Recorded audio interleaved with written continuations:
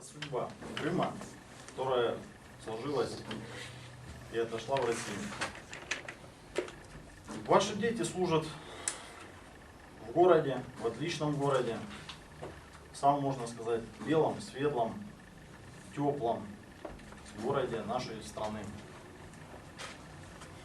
Наши подразделения находятся, как бы сказать, не рядом с морем и не в море, но в 2, 3, 4 метрах от берега Крыма, от Черного моря.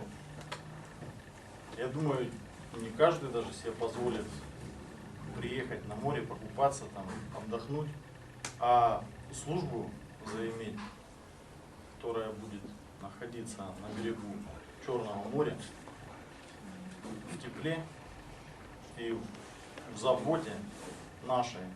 Никто ваших сыновей там не обижает. На самом деле их берегут, уют создают, боевые возможности им предоставляют почувствовать себя мужчиной. Сначала почувствовать, потом немножко заставить почувствовать. Но в конечном итоге на выходе через год ваши дети будут полноценными мужчинами, чьими-то мужьями и отцами. И потом с гордостью скажете огромное спасибо городу-герою, который возмужал моего ребенка как молодого человека, перспективного и презентабельного. Могу даже так сказать. Очень хорошие командиры. Значит, первое впечатление у меня сложилось такое, что я как бы попал в детский сад. По сравнению с тем, что я служил. Потому что действительно офицеры все по-отечески заботятся о ваших детях. В принципе, я думаю, что они попали в очень хорошую часть, и они действительно достойно закончат, значит, службу в наш город, достойно представят, ну и вернутся к вам живыми и здоровыми. Как сказал для меня Александр Иванович Кислов, бояться не надо. Сегодня в армии действительно есть определенное даже прослеживается такое детского садика, тихий час, 5-разовое, 4-разовое питание. Отменены полностью наряды по столовой, уборка территории, уборка кубрика, все это отдано на аутсорсинг компаниям.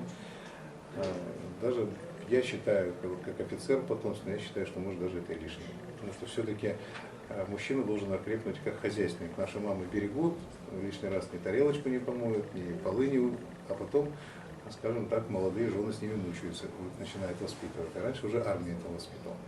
Но раз такое решение принято, я думаю, все-таки за год есть чему учиться в армии, техника сложная, тяжелая. Поэтому пусть ребята учатся, и главное берегут себя и живыми и здоровыми приходят. Товарищ полковник, известно ли вам или неизвестно вот провокации со стороны Украины, там вблизи наших подшефных частей? Нет, такой информации вообще я не слышал. Они всегда в прессе появляются в первую очередь, особенно в темной. Вы бы, наверное, услышали еще раньше, как специалисты, корреспонденты. Спасибо большое.